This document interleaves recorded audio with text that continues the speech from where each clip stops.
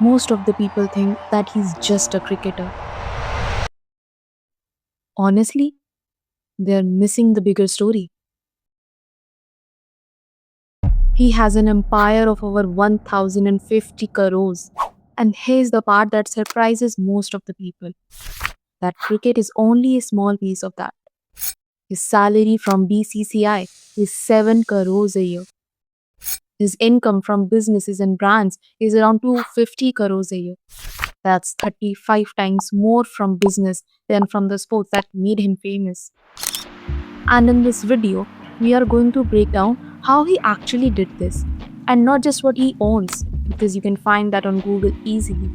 We are going to talk about how he thought, what decisions he made, and what any of us can actually learn from it. Before we talk about the business, we need to talk about the person, because Virat's business success did not come from some fancy strategy or expensive advice. It came from who he is. In 2006, Virat was just 18 years old when his father passed away overnight. He had a Ranji Trophy match the very next morning, and in that situation, any of us would have gone home.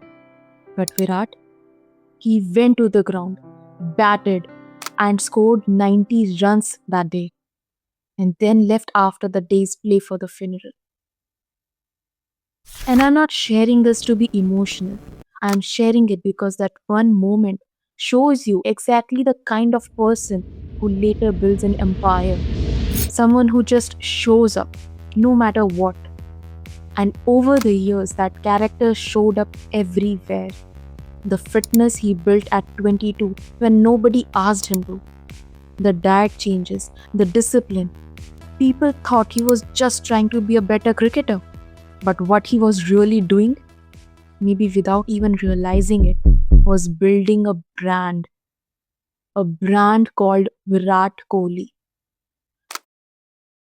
That personal brands became the foundation of every business deal he ever made. 2014. This is where the business story really starts.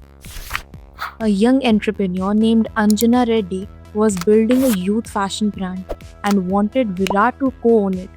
Not just to be the face of it, but actually be a part of it. The brand was called Wrong.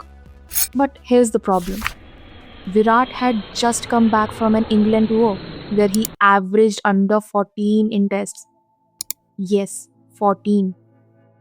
The press was tearing him apart. People were questioning whether he even had a future in international cricket. He was at one of the lowest points of his career. Anjana's team still pushed.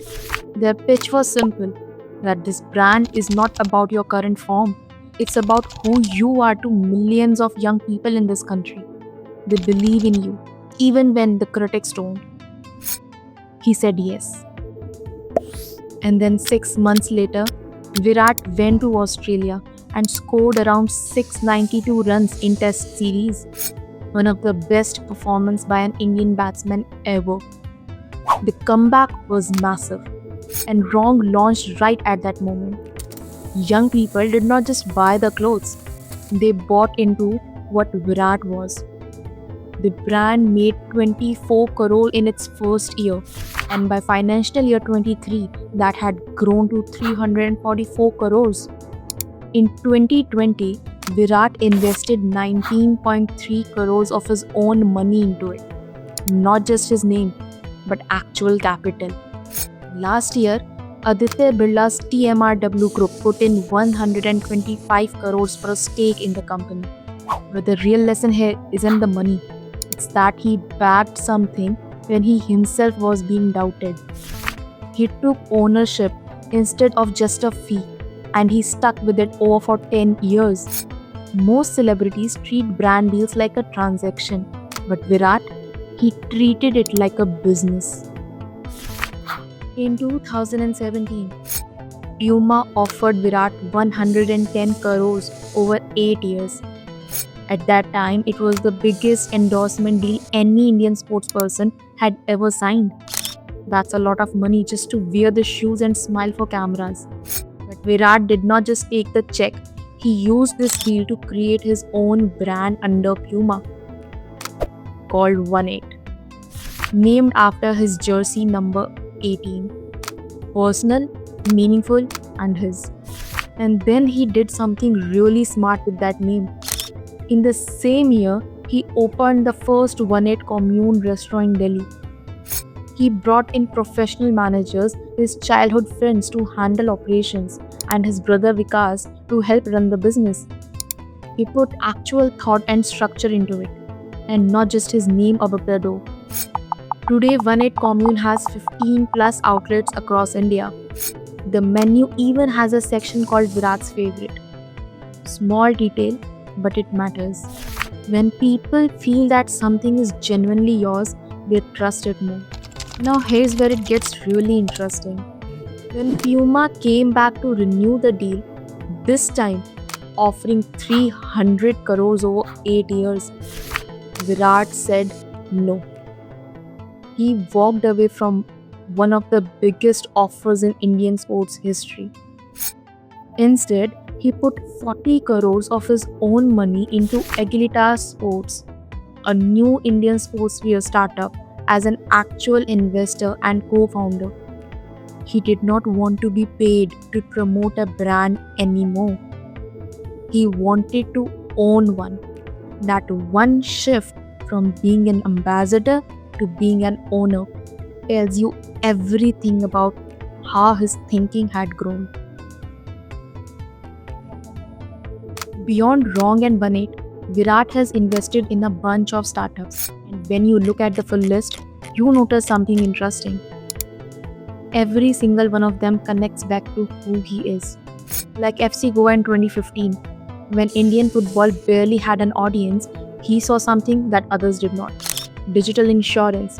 He and Anushka invested early, starting with just 2.5 crores, and Digit went public in 2024 with good returns on a small bet. Blue Tribe, a plant-based meat company, invested in 2021 before that space even became popular in India. Cheezel Fitness, a gym chain with 90 crores invested, completely in line with everything he stands for. Rage Coffee, Hyperrise, Universal Sports Biz, all connected to performance, health, and youth culture. This is not random. Every company fits his identity. His fitness reputation makes Cheezel more believable. His youth appeal makes Wrong more valuable. His restaurant makes his lifestyle feel real and grounded. He did not just collect investments, he built an ecosystem where every piece supports every other piece. So, what's the actual strategy underneath all of this? Because if we can understand that, then this whole story becomes useful and not just interesting. The first thing is this: he built himself before he built anything else. He did not launch a business and then try to become famous. He spent years becoming the most trusted, most respected, most aspirational name in Indian cricket. And then the business opportunity came to him. The brand came first, everything else followed. The second thing, he kept saying no to money that did not match who he was. He ended his deal with Pepsi because it did not sit right with his fitness values. He turned down fairness cream ads even when the money was very good. He said no to 300 crores from Puma. Every time he said no to something that did not fit, he was protecting something more valuable than cash: his credibility. And credibility is the kind of thing that keeps growing the longer you protect it. The third thing, he always tried to own things, not just promote them. A brand deal pays you once. Owning a stake in a growing company pays you for years. He understood that early, and it shows in every major decision he made. He's 36 now. He just retired from Test cricket, and his wealth is not shrinking because he did not build it on his batting. He built it on who he is, and who he is does not retire. So, what does any of this mean for you? someone who is not a famous cricketer and is just trying to build something real. It means that the principle he used work at any scale. Firstly, be genuinely good at something, not just visible, not just loud, but actually good. Because everything Virat built is sitting on top of real excellence, and you cannot skip that step. Second, stay consistent with who you are, even when it costs you something in the short term. The people who trust you because of your consistency are your biggest asset. Don't trade that for a quick win.